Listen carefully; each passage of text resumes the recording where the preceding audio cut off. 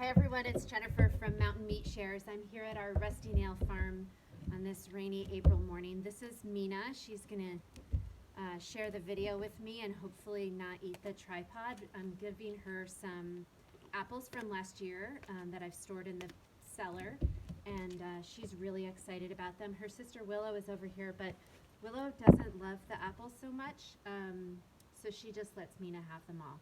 Mina also is really fond of banana peels, but only if she can eat the whole peel before it touches the ground, because goats are really particular about things touching the ground, which is a good thing because they don't even have a 5-second or even a 10-second rule.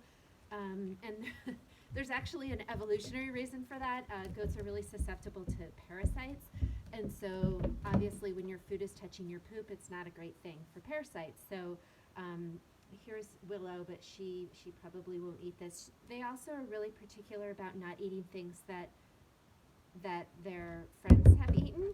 Oh, Willow, don't touch that.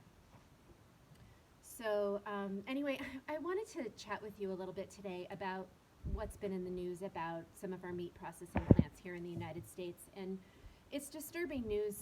Our meat processing plants are disturbing anyway because I think it's just about 4 producers,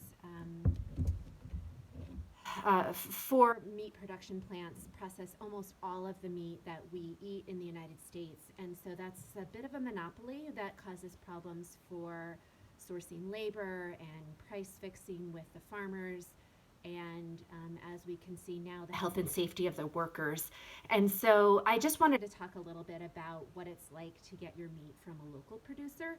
So we do have processing plants here in Montana. They're not really plants, they're just shops.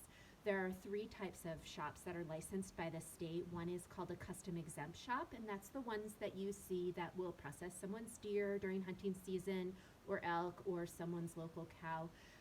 Those are not for, the meat that's produced from a custom exempt processor is not for resale in the grocery store or at a restaurant. It's just for your own home use.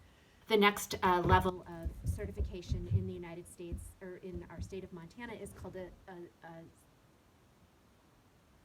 it's called a state certified facility. And those are the ones that produce for restaurants, our retail stores, grocery stores, and my business, Mountain Meat Shares. Every animal that is slaughtered is under inspection by a state inspector for its health and passes inspection before it can be marked for retail sale. The third kind, okay, we now have another animal here. This is Elliot. Elliot thinks that he is a goat as well. He and his brother Oliver live out here in the barn. So the third type of processor is a USDA inspected processor, and that allows the meat to be sold or shipped over state lines. Oliver or Elliot, don't.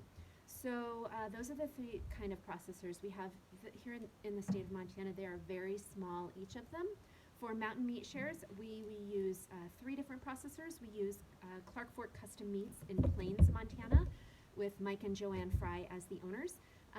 We also use Superior Meats that provides a great deal of processing for the Missoula food scene. And then for our chickens, they're all processed at the Montana Poultry Growers Co-op facility in Hamilton. And I wrote a blog post about them last year and about the work that they do down there. So there are options besides the large commodity processors that we're reading about in the news right now. I'd love for you to take a look at my website and see what we're all about. I'm starting to think that these Barnside chats might be really fun. And so I will catch up with you again and maybe introduce you to some of the other animals that we have here that maybe won't eat the tripod. So I hope you're doing well on this really rainy April day. It's really hard to be stuck inside in quarantine when it's dreary outside, but stay well, and I'll talk with you soon.